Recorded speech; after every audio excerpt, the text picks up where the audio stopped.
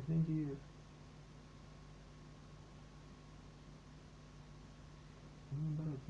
Наоборот, так никто не ходит, наоборот, понимаете, наоборот, видит я просто, наверное, есть, видит она себя просто,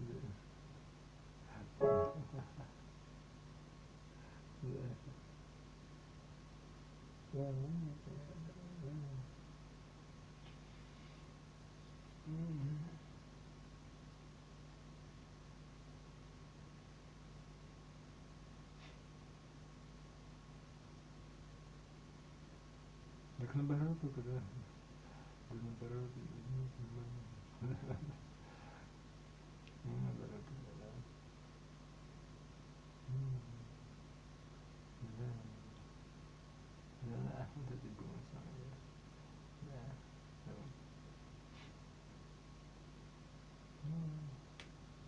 и что теперь, что будешь, план что-нибудь надо перекусить, наверное.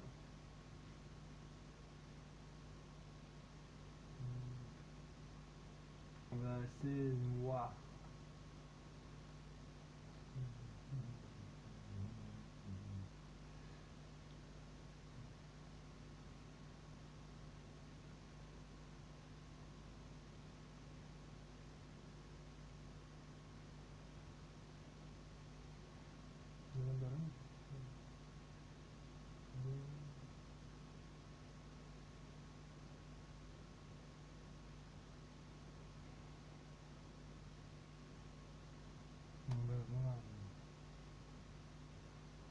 Что бы ты ни говорил, все равно это есть.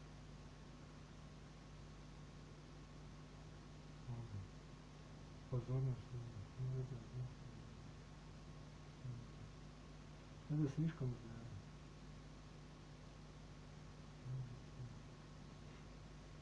Это самые штучки.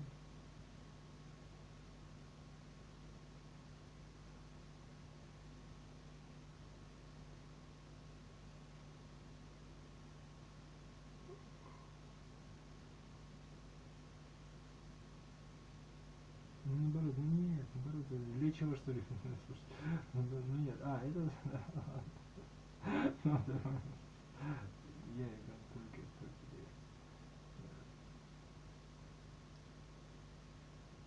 наверное, да, ну, как-то, да, не знаю, далеко и от жизни, от народа, наверное, да, не знаю, то есть, музыка же, ну, то есть, что бы там ни было, оно не должно быть отделено от действительности, понимаешь?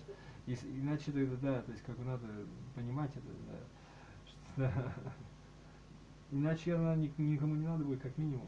Ну, что-то будет, да, проблема будет, короче, если ты будешь так жизнь понимает, да, будет зачем, ну ладно, мне не касается, ну неужели нет? Ну, тогда надо вообще, надо прижить к людям, к остальным, ну или хотя бы одному, да, как-то, да. Яна, и с увлечением играющим невероятно красивую музыку. По идее, музыку, ну, то есть она воздействует, ну ты так не думаешь, он же так тоже считает. Она грациозная, типа того. Ну, а вот это есть, да, то есть, да. Ну, да. Ну, я так не знаю точно, что тут тебе, да, сказать. Ладно, хорошо, давай толкнемся, ради чего ты слушаешь музыку. Сколько тебе надо клиентов, чтобы это были там, да, два сноба, которые за счет Путина ходят на твой концерт стримят. Да. То есть, как бы, да, понимаю. Я уже запомнил, да. Хорошо, как ты будешь между, да, понимаю, да. Да, не потому, да. Ну да. Ну да, понимаю. Да. Ну да.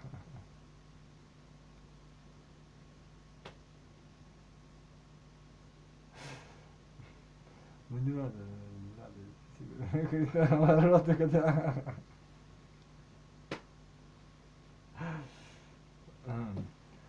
Как хочешь, ладно. В том-то и дело, что да, ты понимаешь меня, да?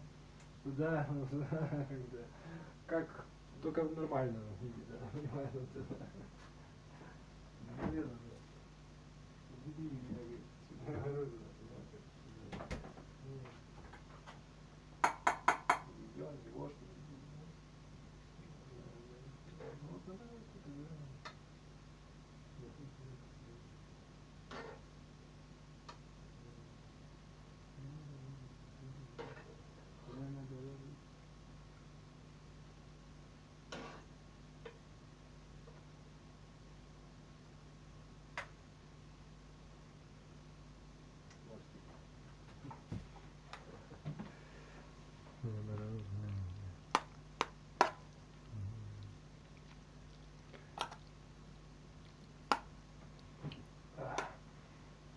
смачность. Ну это я так считаю, ну сам, да. Все равно, потому что придется через все пройти самому. Да. Да. Исполнители так и стремятся исполнять музыку так, чтобы, да, душа запела, типа, животного, да. Да, да, понимаю, да.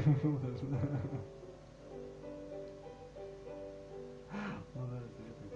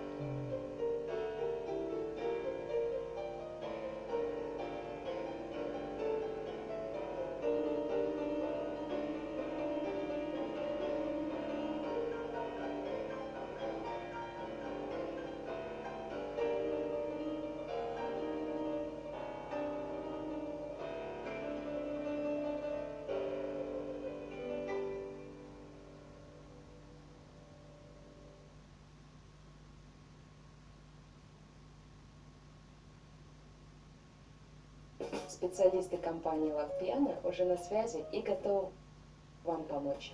Мы занимаемся только клавишными музыкальными инструментами.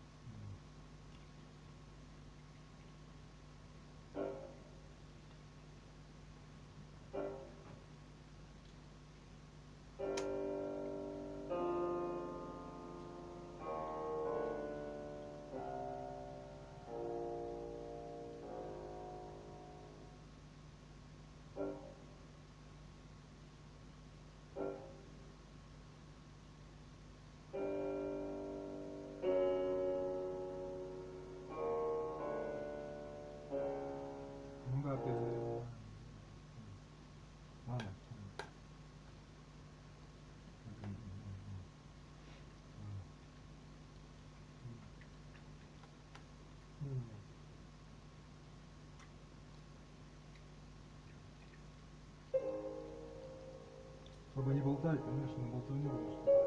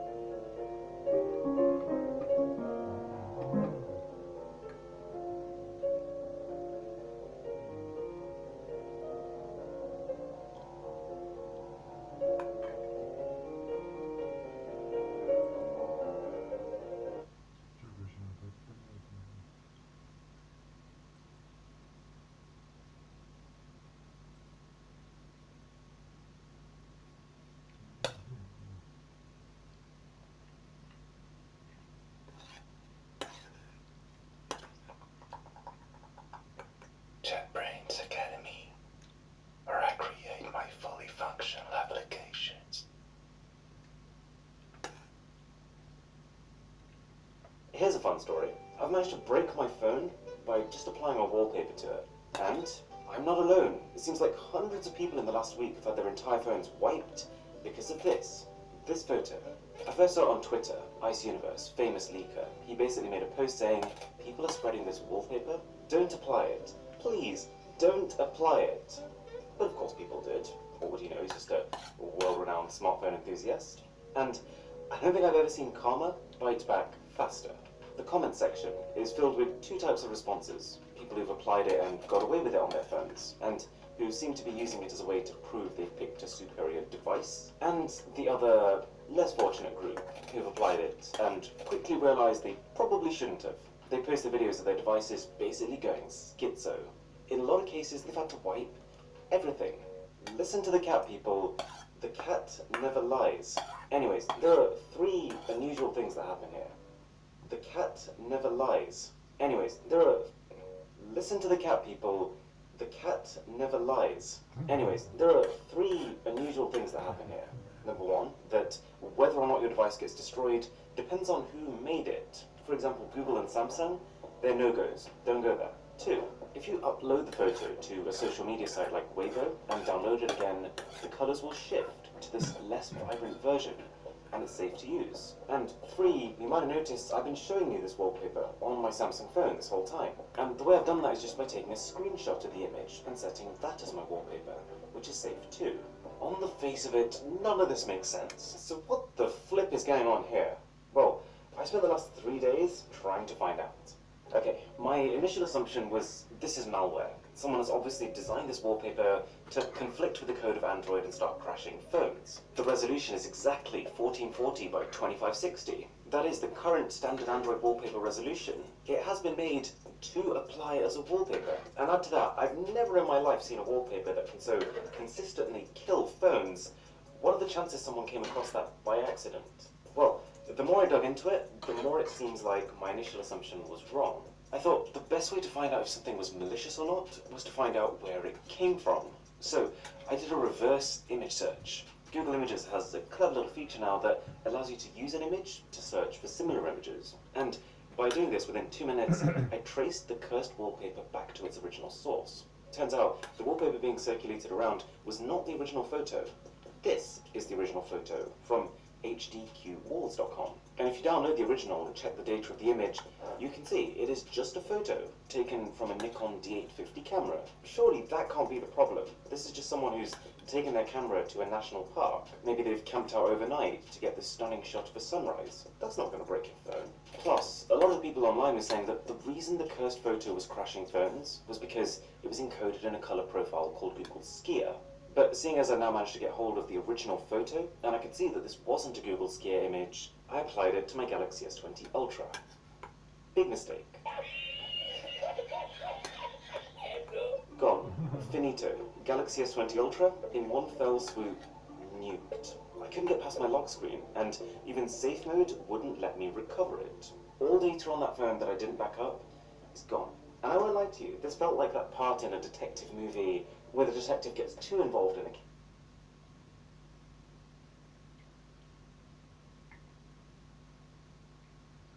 case, and the criminal isn't happy about it, so he starts taking away family members from me. I've lost my data trying to fight for this cause. I thought it would be okay. I thought this is the original image, it's just a photo. This can't be the problem. But I was wrong, and I'm a little bummed. But a sub to the channel would be amazing. But anyways, we can see that this crashing then wasn't caused by some malicious third party who tampered with the image afterwards, like I'd initially suspected. It's the original photo that's enough to break your phone. So that just leaves the question, how? Okay, let's talk about color for a minute. Take a look at this diagram. This represents all the colors that us humans can see. This triangle inside of it, that's the sRGB color space. It's a subset, it's a small section of the full range of color. And more importantly for this case, it's the only set of colors that Android really understands. So yes, most Android phones historically, they haven't been able to display the full range of color, but they're limited like this for the sake of consistency. sRGB is what almost every device is calibrated to. Digital cameras, printers, the internet. So by having an operating system based on it, you can ensure that, let's say I post something on Instagram, for example, then when you see that post on the other end, it can make sure that you're seeing it in the way that I intended it. Or that when I see a photo online and I print it out, it should look pretty similar to the preview I saw on screen. But there are many different color spaces. You've got Adobe RGB as an example, which has a wider range of color. Or if you wanted to go a bit crazy with things, Photo RGB, which is this huge triangle here. And this all seems really complicated, but all it means for this is that if I convert an image from sRGB to Adobe RGB, it's going to effectively stretch the color space. The color that was previously here gets mapped to here. So this is a random photo I took a few days ago in sRGB, and moving it to the wider Adobe RGB, it just gets more vibrant. And the same will happen again if we move from Adobe to Photo RGB, because these points are moving to move from Adobe to Photo RGB, because these points are moving to these points. So, what's that got to do with the sunrise of nightmares? Well, it turns out Photo RGB is the color space that this photo is encoded in. And you can see the appeal of doing this. Now that I know how it was encoded, I can actually flick it back to standard sRGB, and it becomes this. This is the true original photo, and not sRGB, and it becomes this. This is the true original photo, and all of a sudden, it doesn't look so hot. So whoever took the photo probably just thought, oh, I really like the colors in Photo RGB mode, I'll just export it that way. And this explains what I mentioned earlier about Weibo. Weibo doesn't support this ultra-wide color space. So if you upload a Photo encoded image to Weibo, the reason it changes is because it's actually being converted back to sRGB. So okay, we've established that something about this color space is causing a problem. But it's not as simple as that, because Android can actually handle Photo. Even though Android supports sRGB only, it is programmed to convert images from other color spaces back to sRGB, just so it can have that level of consistency. Trust me, I wish this was simpler too, but we're nearly there. It seems like this conversion is actually where the problem is, where Android is trying to turn this Photo into an sRGB image. That's the bottleneck. And you won't believe this, the reason these devices are crashing all comes down to one pixel. This one right here, according to David, who I was talking to about this, to one pixel. This one right here, according to David, who I was talking to about this. Google's color engine can't for the life of it convert this one pixel to sRGB, specifically because of the luminance of it. Luminance is basically brightness, but just adjusted for the way that we humans actually see things. Because you might know this, humans see green tones far better than we see red tones, and we see reds better than we see blues. So, the luminance of a pixel on Android is calculated by this formula. It gives green the most weight, then red, and then blue. To put it another way, you need a lot of blue light to give the same luminance as a little bit of green light. Anyway, the max value of red, green, or blue individually is 255. So the way this code is put together, you shouldn't be able to get an overall combined value past 255, because all the formula is really doing is taking a weighted average. But for this one particular pixel, it just so happens that the red, green, and the blue values are all incredibly high.